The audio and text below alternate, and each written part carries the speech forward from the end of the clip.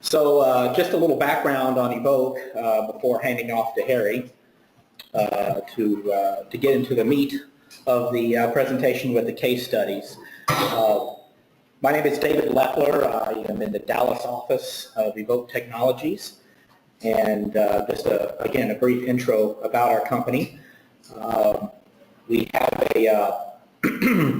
Evoke is a 550-member, 15-year-old boutique consultancy. We focus on listening and understanding our customers' business, not just the technology stack. We offer a flexible, blended model of off- and onshore delivery teams optimized by customer requirements. So with a center of excellence located in our offshore development center, a discrete staff of 18 players create a high value exchange by developing efficiencies and optimizing during the project, not at the end. Our PMO delivers quality assurance with a laser focus on learning that business knowledge on the front end and investing in a delivery manager and junior level resources as backup at no cost to the customer. So this is a little bit about our overall business as a company. I'm going to hand it off to Harry and take it away. Okay. Yeah, thanks for joining the session once again. My name is Hari Alla. I'm a practice lead at Evoke Technologies, primarily a Java architect, used to work with different enterprises in providing Java JEE solutions.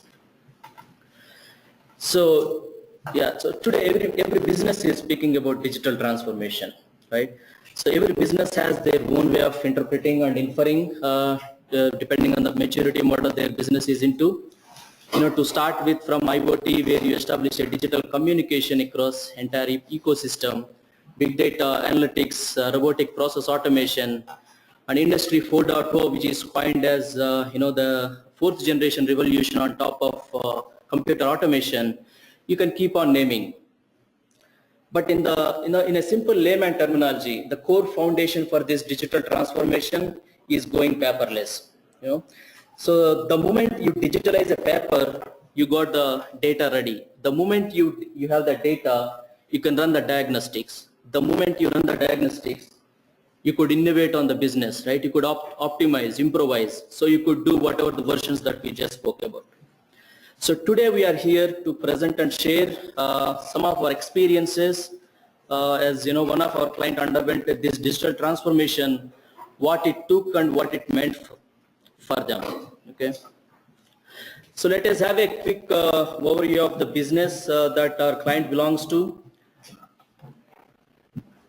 So our client is a global biopharma company whose business is into discovering innovative medicines for the serious diseases. They have the laboratories spread across multiple sites within the North America region, and all these sites contains different scientist groups who need to collaborate to achieve this drug discovery process. And they have a lot of interlab workflows which involves task assignments between these scientist groups and communication exchange between these scientist groups, right? So primarily the information is exchanged through papers or spreadsheets, and majority of the communications or the collaborations used to happen through phone calls and emails. The scientist group was under extreme pressure because of the growing the business needs. They had to multiply the kind of sample analysis that they are doing today. And client would like to understand what are the bottlenecks in the process, and then they could improvise the system, such that they can grow the business needs. And now we will understand, we'll do the little deep dive of the process that they were doing today in the drug discovery process. The primary one of the scientist group is the chemist group who sits in the, in their laboratory, and the chemist try to find a compound that he would like to run a technique or understand the characteristics of that compound. So he finds a compound and synthesizes this compound, and he prepares a sample of this compound in a clinical flask, right? So some of these jargon and the language that I'm using could be domain specific. Please ignore, if you don't understand. But the point here is to understand what was the problem, the need for the digitalization in this process. Okay. So the chemist, and thereby, he goes and prepares the request data, the sample data information in a piece of paper and attaches this piece of paper to the clinical flask. And then chemist goes on and he tries to find out who is the appropriate scientist group to whom that the sample need to be sent out for the characteristics identification. Okay, so there is a technique chart in a spreadsheet that is available in his room. He's going to find out based on certain combinations. Okay, and then he takes this compound, the clinical flask, and drops it in a room where there are segregated baskets or trays available, to the appropriate scientist group such that it can be reached out. And then the chemist has to send out an email notification to the appropriate the analyst group, saying that the sample has been dropped into a room, so that the analyst could be ready for the analysis on that compound. An analyst picks up the sample from the room. If he sits in the same site, he goes and picks up. If he sits in the different site, he waits for the sample to be shipped through the logistics mechanism that they have. Okay. And now analysts try to analyze the request details that he received through the piece of paper. If there is any missing information on this piece of paper, he tries to contact back the chemist. Okay, so there will be a back and forth communication happens between chemist and analyst at this point of time. And this is a simple process where you have the 2 points collaboration between chemist and analyst. The compounds are getting exchanged and the information is getting exchanged through the paper, right? But typically the process won't be such simple. So now there could be certain compounds which requires some certain scientist group called AC group approvals. And there is another compound which requires KCC group approvals if the request belongs to KCC group. And the client does not have, due to the specialties that need to be run on this compound analysis, sometimes they may not have laboratories or the equipment to run the analysis. So that depends on the third party vendor called RML. So in such case, the compounds need to be shipped to the third party RML group, right? So they need the analysis from the RML group. So in the best case, all the approvals has been passes through and analyst has enough information to run the compound analysis. Now what an analyst does is he runs the compound analysis from his laboratory and shares the information and the results back to the chemist. So this is the typical process that they were doing as of today without digitalization. Now let us understand what are the bottlenecks in this process. Chemist specifying the request or the compound information or a piece of paper and attaching to a sample. So there is a high chance of the loss of information or misinterpreting the information by the analyst. Chemist is trying to find out what is the appropriate scientist group to send the compound in a spreadsheet data. And there is a manual communication which is happening between chemist and analyst to send out about the request that is coming in. And there is a piece of paper that the analyst is trying to decode, and there is we have seen the analyst always interprets the structure or the compound data that he receives in a different inaccurate manner. And all these manual communications are the collaboration points that you are seeing in this process, and there is a high chance of inefficiency due to the manual collaboration. And in the final, the chemist is receiving results again through an email communication, and there is no centralized data repository for what are the results that he is receiving. Overall, the process is inefficient as you are seeing, and customer was unable to scale this process to the growing business needs. Now let's look at how this process was digitalized and how it was improvised. So chemist is trying to find out on the ELN tool, which is electronic notebook tool, the step remains the same in this case, and he prepares the compound. Of course, it remains the same. Now this is where chemist is trying to create a request in a portal, right, with the compound data that he has to send out to analyst. He's just doing a right click on his ELN tool that he does interface in day to day, and there is a plugin that is being placed in this portal where chemist can draw the digital structure of the compound that he's going to send out to the analyst. And so with a simple click, the request has been submitted. Now process will take care of automatically generating a barcode out of that request. A unique ID is assigned to that request data that is submitted, and system automatically routes to the appropriate analyst group based on the location and techniques, certain business rules that are provided, and sends the automatic notifications to all the participants in the process. Now chemist takes this barcode that was printed, he attaches this barcode to the clinical flask that he is going to drop it in a room. Now system identifies based on the request, does this require any AC group approval? It automatically assigns a task and routes the process to AC group. And then system also identifies, automatically routes if there is any KCC approval is needed in this request.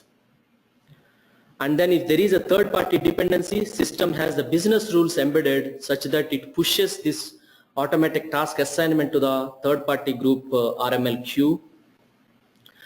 Now what analyst does is, he goes and picks up this sample and he takes there is a barcode device placed in his laboratory. He just scans the barcode that is placed on top of this request sample, and a request form pops up on his screen. So analyst is not really trying to find out what is this compound about. It's just a simple scanner is popping up the entire data on his screen.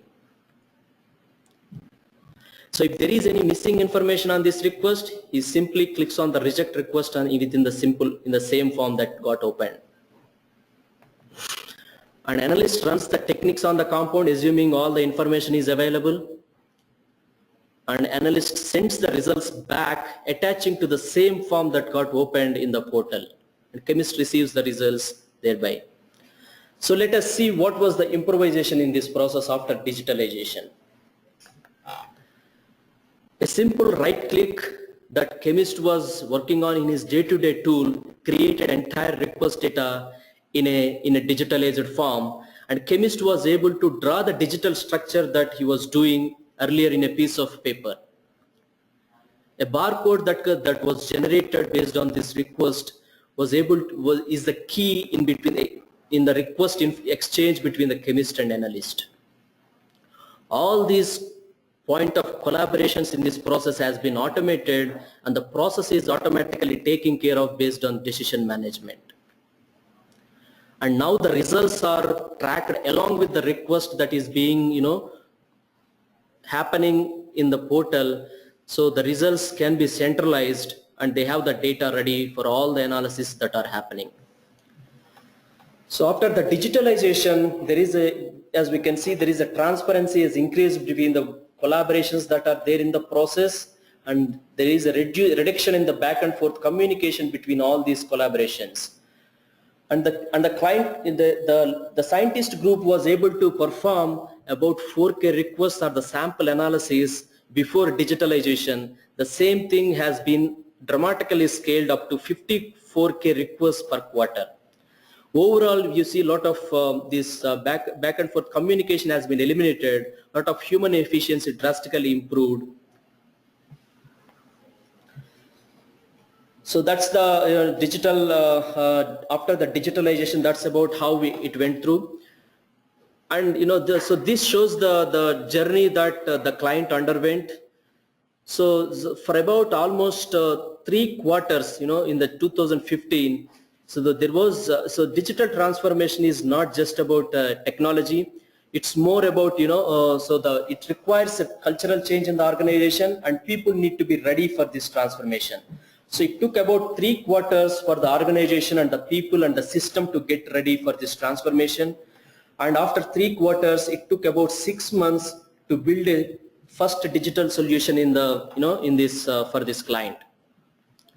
Once the scientist group widely, accepted these digital solutions because they witnessed the improvement, operational efficiency in the process, the same platform was expanded to all other departments like biologics, histology, and vivo studies, where the medicines will be tested against the living organisms. So all these departments, all their interlab workflows have been digitalized on the same platform. So with the successive implementations that they have witnessed, later this year we have started migrating some of the processes, legacy processes that were built in Pega, onto the Bonita digital platform. So the faster digital solutions that we were able to build, so today we are able to deliver a digital solution of any interlab workflow within 10 weeks of time. So this shows the high-level architecture of this digital platform, what is built around the Bonitasoft. So what you see on the left side is all the collaborators or requesters, approvers, and the analysts. So currently they are collaborating through in a single point of interface, through the requests that are happening. All the interlab workflows that are deployed on the Bonitasoft, which are running with the business rules behind the system. So that's about the digital transformation of the bio client. Ask people if they have questions on this first one?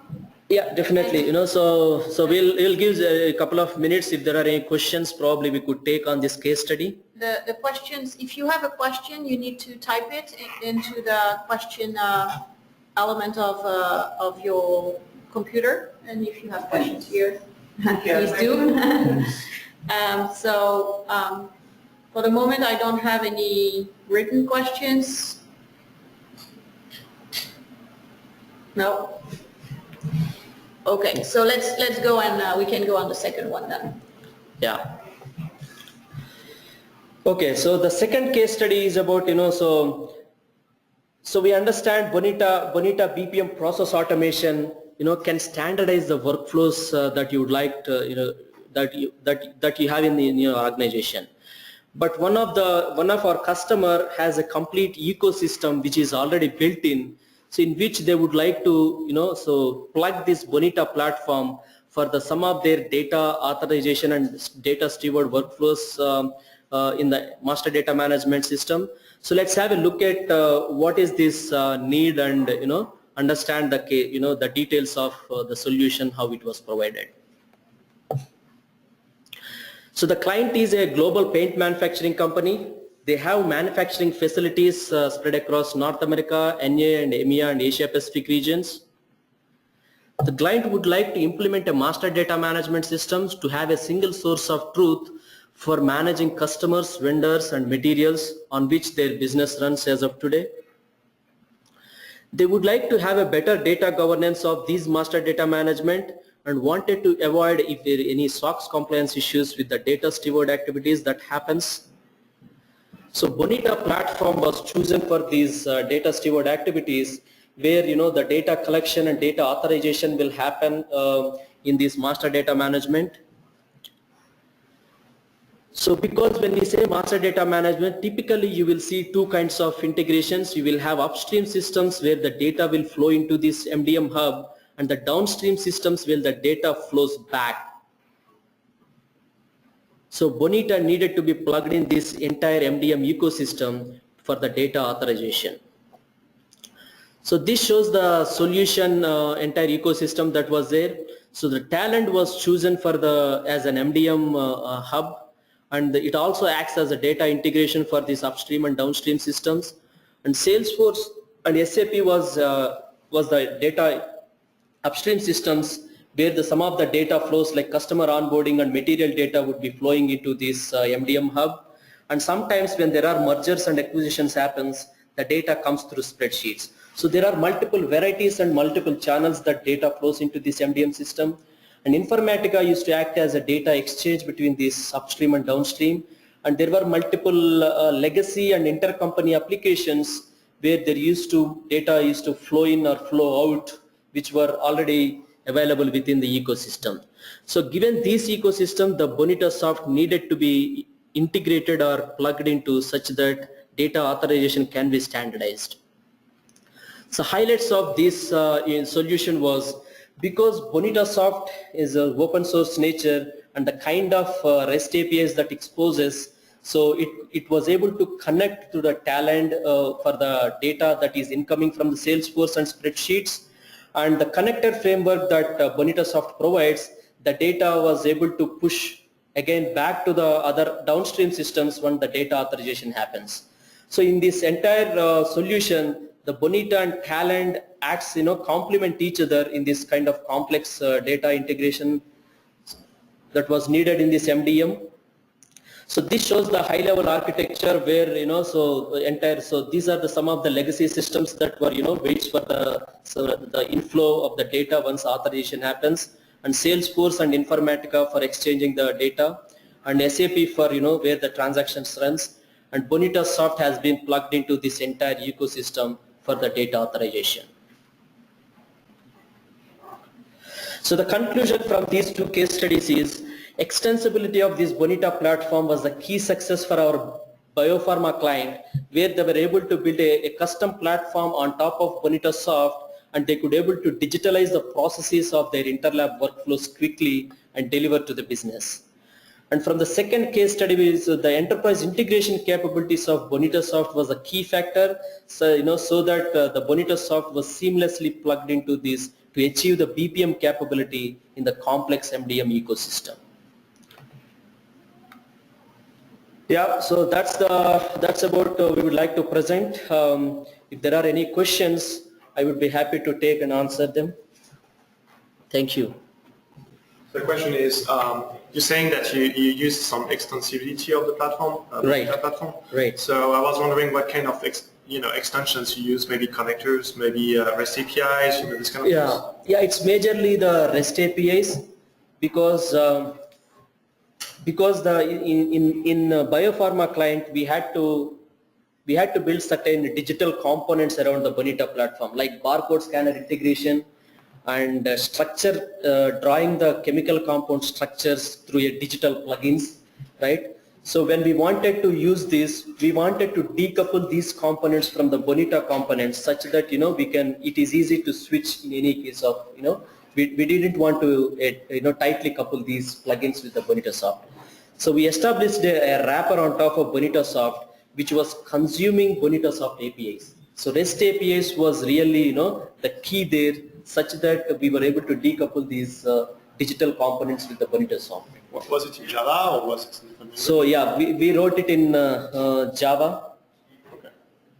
And stupid question, but maybe it's already used in somewhere else in the company. Maybe it was because it looked related to hardware. So I was like, maybe this is something that we used from different projects in the company, and I'm just wondering if it was the case here. Right, but this so the platform is built such a way that so it is not a distributed one. So any interlab workflow that need to be digitalized, that has to come into this platform. Yeah. So this platform provides a wrapper component which provides an APIs outside the world. Underlying it uses Bonita APIs, right? So the other systems in the organization directly uses the wrapper that was built, not the Bonita APIs.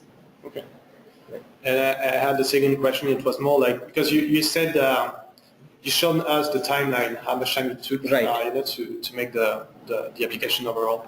I was wondering what was taking you more time than the other, and did you get issues? How did you fix them? Right. So was it the UI? Was it? Just wondering if you have. Yeah, that's a good question. So what happens is, so as I said, the digital transformation is not about the technology. You just take a framework or a technology, implement the digital transformation. Yeah. It's the organization culture and the people readiness to accept this, transform the solution, right?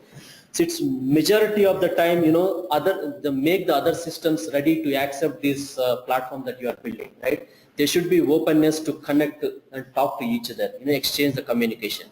The second thing was when we digitalized this solution, when we took it to the scientist group, they wanted to have this as easy as possible. When we initially delivered the solution, we asked the chemist group to come and log into this portal, enter the data in a form, right? That did not really excited them. And then they really wanted, they don't want to change the interface that they were dealing with, right?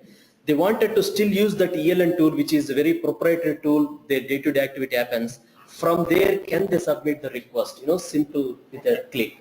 So now we had to go back again, right? Again, we had to go back, and then we tried to do what is the possibility of integration between these two, between Bonita and the ELN tool that they have, right? And so then there we came up with that, on the compound that they want to do the analysis, we have provided a URL. So with a simple right click, all this compound data will be transferred to Bonita form. right?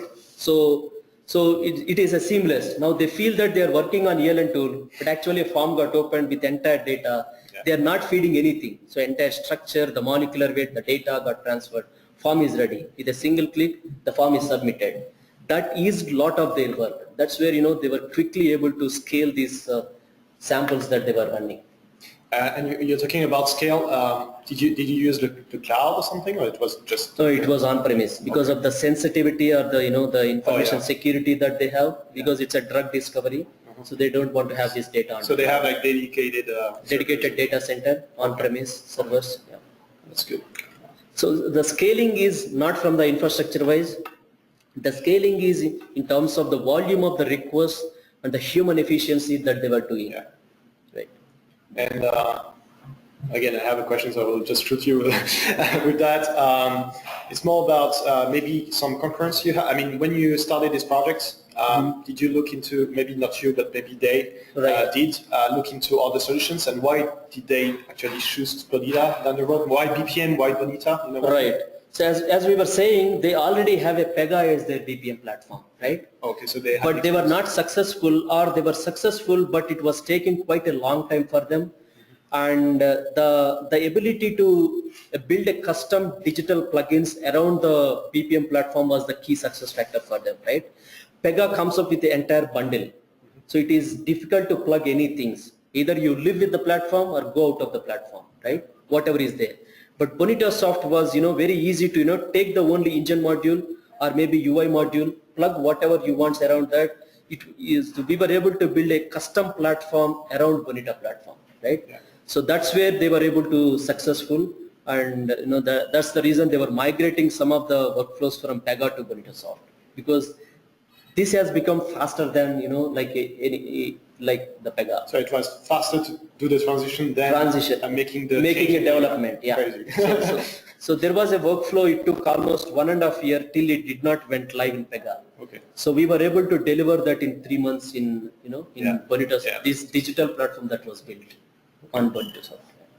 That was my question, by the way. Yeah. I don't know if other people have questions. I will let you.